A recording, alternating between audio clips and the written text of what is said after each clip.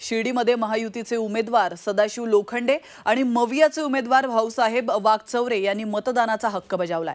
साईबाबांचं दर्शन घेऊन शिर्डीचे विद्यमान खासदार माहितीचे उमेदवार लोखंडे यांनी मतदान केलंय आणि यावेळी त्यांनी शिर्डीतील जनता आपल्यालाच पुन्हा निवडून देईल असा विश्वास देखील व्यक्त केलाय। तर तिकडे मवियाच्या भाऊसाहेब वागचौरेंनी जनतेला बदल हवा असल्याचं म्हटलंय। त्यांनीही सहकुटुंब मतदानाचा हक्क बजावलाय। तर वंचितचे उमेदवार उत्कर्ष रूपवतेंनीही अकोलेमध्ये मतदान केलंय।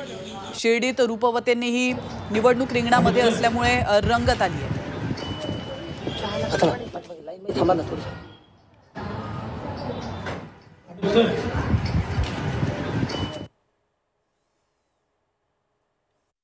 मी नगर जिल्ह्याचा रहिवासी आहे। मी कर्जत जामखेडचा 15 वर्ष आमदार होतो। शिर्डीच्या जनतेने कार्यकर्त्यांनी मला 14-19ला निवडून दिलेला आहे। हे पार्सल त्यांनी 3 वेळेस ह्या शिर्डीच्या जनतेने 14ला रिजेक्ट केलं, 19ला रिजेक्ट केलं, 14ला 3 वेळेस रिजेक्ट केलेलं पार्सल माझं स्वीकारलं पार्सल।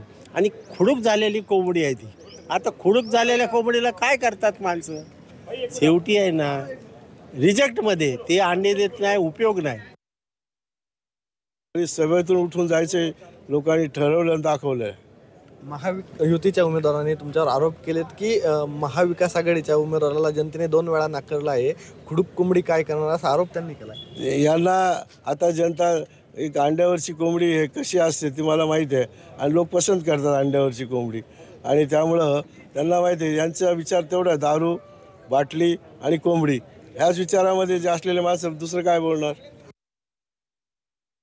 दोन्ही उमेदवार जर तुम्ही बघितले तर भाऊसाहेब वागचौरे असतील ते तर सरळ भाजप बरोबर गेले, मग सेनेवर परत आले, त्यामुळे त्यांच्यावर विश्वास आता राहिलेला नाही। आणि सदाशिव लोखंडे तर सरळ RSSच्या लोकांसोबत जाऊन आता युती झालेली आहे। त्यामुळे मुस्लिम मतदारांची भीती आहे की आता आपल्यासाठी कोण उभं राहणार, तर त्या अनुषंगाने मग वंचितच्या बाजूने वळत जास्तीत जास्त मतदान त्या समूहाचं होईल असंही आम्हाला वाटतंय।